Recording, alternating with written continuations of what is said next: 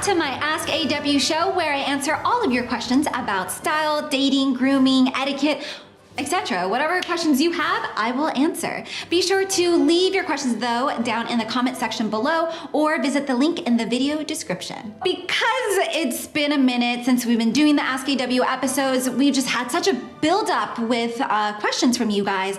So we're doing another episode with Dorian. Hello. Hello. Who are you? What's your relation to this? I'm Dorian, but I'm also this one's fiance and part-time model. You might see me in some of the episodes. For longer details, go check out the other video that we did a little bit ago. Coincidentally, it looks like we're in the same outfit, but it was totally shot on different days. All right, so first question is from Mike, and he asked, I am 5'5" and wear a size 6 in shoes. I tried sizing up to a 7, but a size 7 looks too big for my body type.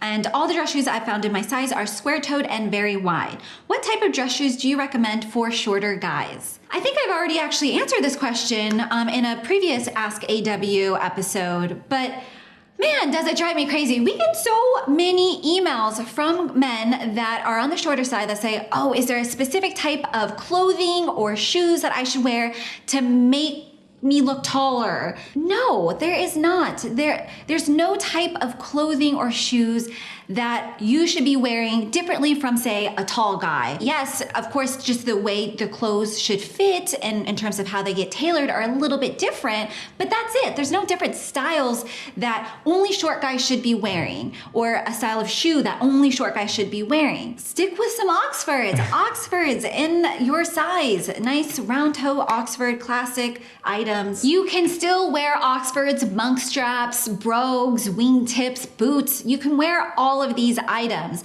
Now, your size is definitely very tough, a size 6, including like someone that was a size 14. These are very, you know, They're the extremes. They're the extremes, Yeah. yes. And they're more specialty items, and you will pay more for these items because it's just the size is not available for a lot of brands. So for more budget-friendly shoes that are available in your size 6, I would recommend Johnson & Murphy. And then for a higher end that I'm always a big fan of and I recommend it on the show, Allen Edmonds does make size 6 shoes. We're doing good so far. All right. Russ asked, Russ, not Rust. I recently devoured your article on matching fall and winter colors. I have super pale skin and I'm wondering if the same rules apply to spring and summer colors like pastel pinks and blues. Should they still have a neutral color between them and my skin like what you said in the fall and winter intro series? Yeah, so first off, I just want to say any shade of blue is completely fine, whether you are a pale or super dark guy, so that has nothing to do with it. It's the burgundies, pinks, reds, oranges, anything that has pink or red tones in it, those are the colors that you have to be a bit more careful with. The reason why it works for the fall and winter colors is because they're darker, deeper, richer colors, and so they still have a nice contrast between with your skin. With spring and summer colors, they tend to be a little bit on the lighter side, so even if you do team it with a neutral color between the layers, so say you're wearing a light pink sweater with a white collared shirt, but you're still a pale guy, there's not enough contrast between those colors. So between your skin, the neutral shirt, and the pale pink sweater. It's just all light colors and it just really washes you out. And I know Dorian has to be really careful because he gets pretty pale in the winter. I have this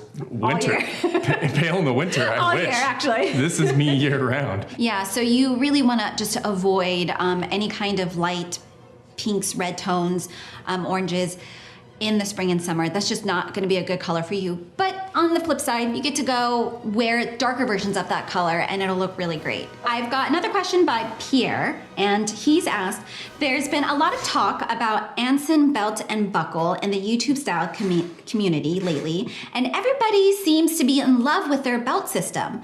But while I must admit that the idea of adjustable belt length and interchangeable buckles sound amazing, I can't get over the fact that the buckles look quite different from the traditional buckle design that you recommend in your videos and articles. What is your opinion on these, especially when it comes to semi-formal outfits incorporating leather belts? I'm fully aware that the buckles won't ever be suitable for any kind of business/black tie, etc. event. Can I take this one? Yeah, you can take it. Okay. You answer this. So I get the emails from viewers and readers as well as from the company itself asking us if we want to work together. And every time I show Ash, I'm like, Ash, are you interested in this? Is this something you recommend? She's like, no. what's wrong with current belts? And I got to agree. I look at that and be like, what do you need a belt system? I don't understand.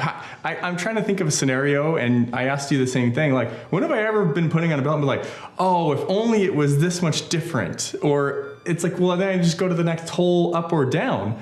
So I find it like really, pardon my French, shitty. It looks shitty. And anytime you see that anywhere else, they're being paid to promote that. So keep that in mind. That always just hits me right in the gut of like, ugh, feel icky about it. I did take a look at their belts, and I always have a thing that with your belts, you want it to be as subtle as possible, and that means the buckle needs to be as thin and subtle as possible.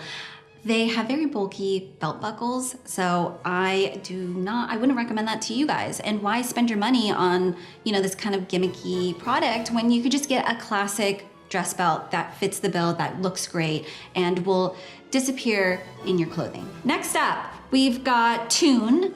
And Toon? Toon. Well, I wonder where that name is from. I don't know. Toon. If his first name, Towns. if his middle name is like Mickey. Town or something like that.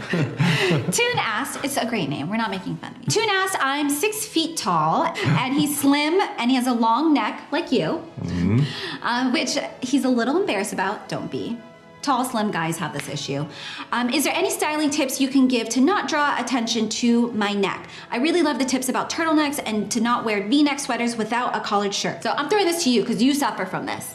If you haven't noticed, I'm a bit of a long-necked fellow myself. You're 6'3" and pretty thin. I'm 6'3" and pretty thin, but everything else is also. All right, let's come on.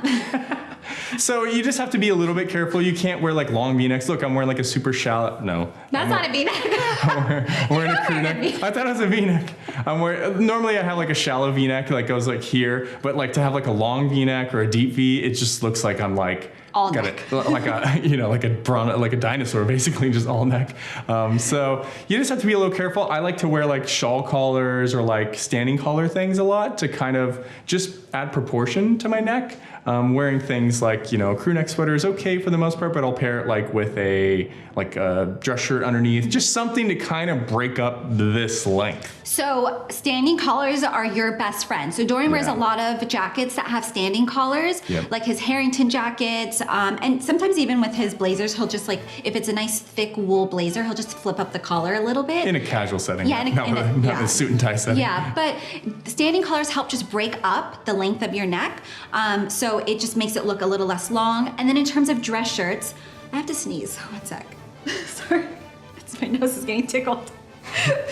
Okay, never mind. That was fake. All right. Okay.